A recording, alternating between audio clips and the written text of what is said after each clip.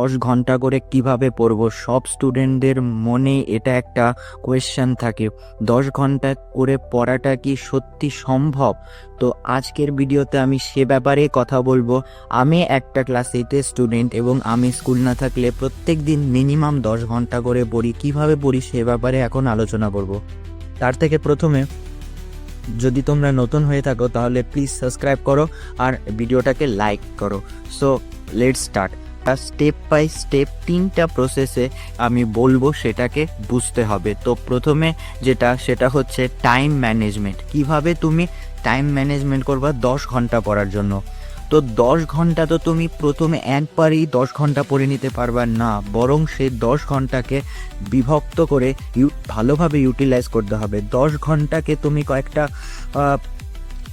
সেশনে বিভক্ত করে দিতে পারো। যেমন সকালে উঠে 2 ঘন্টা, তারপরে আড়াই ঘন্টা, তাহলে হলো 7 ঘন্টা, আর রাতে তুমি পড়তে পারো 3 ঘন্টা। তো কিভাবে পড়বা সেটাও এখন বলছি। তো সকালে যদি তুমি তাড়াতাড়ি ওঠো, ধরো তুমি 5টার কালে বা 6টার কালে উঠে গেলা, তো সেই সময় তুমি 2 ঘন্টা পড়তে পারো বা 3 ঘন্টা পড়তে পারো।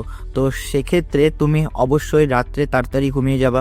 তো সেক্ষেত্রে 2 ঘন্টা যদি তুমি পড়ো, তাহলে বাকি রইল 9টা পর্যন্ত পড়লা। এরপর 9টা থেকে 10টার আগে 10টা পর্যন্ত তুমি ব্রেক নিয়ে নিলা, 1 ঘন্টা ব্রেক হয়ে গেল। এবার 10টার দিকে আবার পড়তে বসবা, 10টা থেকে 1টা পর্যন্ত আড়াই ঘন্টা পড়বা। এর মধ্যে যে আধা ঘন্টা কোথায় গেল সে ব্যাপারে পরের স্টেপে আলোচনা করব।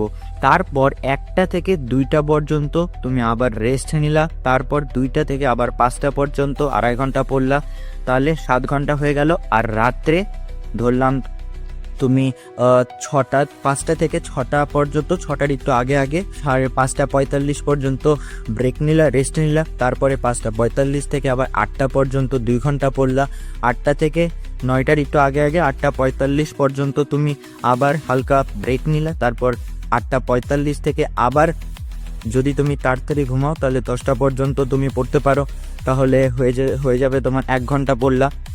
তো এইভাবে তুমি কিন্তু 10 ঘন্টা পড়ে নিতে পারবা।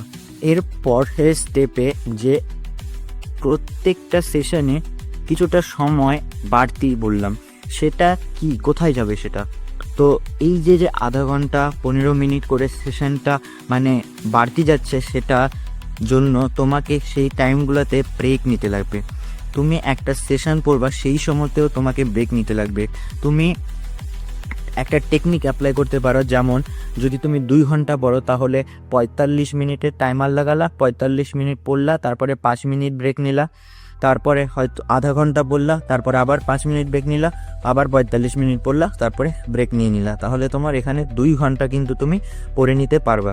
এইভাবে কিন্তু তোমাকে রেস্ট নিয়ে ব্রেক নিয়ে পড়তে লাগবে। তাছাড়া কিন্তু মাইন্ডটা ওভারলোড হয়ে যাবে, যাতে তুমি কনসেন্ট্রেশনটাও ঠিকমতো করতে পারবে না। এইবার আসি থার্ড স্টেপে কিছুই বলবো না যে কিভাবে তুমি এটাকে অ্যাপ্লাই করতে পারবা। দেখো, তুমি প্রথম দিনে কিন্তু 10 ঘন্টা পড়তে পারবা না। ধীরে ধীরে একদিনে না হলে 5 দিন 10 দিনে তোমার অবশ্যই হবে। তো সেক্ষেত্রে প্র্যাকটিস মানে চেষ্টাটা ছাড়লে হবে না। এক্ষেত্রে আরেকটা বিষয় এই যে চেষ্টাটা বজায় রাখার জন্য একটা মোটিভেশন লাগে। সেই মোটিভেশনটা কিভাবে পাবা? তো সেই মোটিভেশনের সব থেকে বড় উৎস হচ্ছে তোমার ওয়াইটাকে ক্লিয়ার করো। কিসের জন্য তুমি 10 ঘন্টা করে পড়বা, সেই ওয়াইটাকে তোমাকে ক্লিয়ার করতে হবে। যদি সেই ওয়াইটা ক্লিয়ার হয়, আই থিঙ্ক তুমি অনেক ভালো করে বুঝতে পারবা। আশা করি স্টেপগুলো বুঝতে পারলা। যদি বুঝে থাকো প্লিজ লাইক করো আর কমেন্ট করো ভিডিওটা ভালো লাগলে, আর প্লিজ সাবস্ক্রাইব করো। মিলতেছি অন্য একটা ভিডিওতে।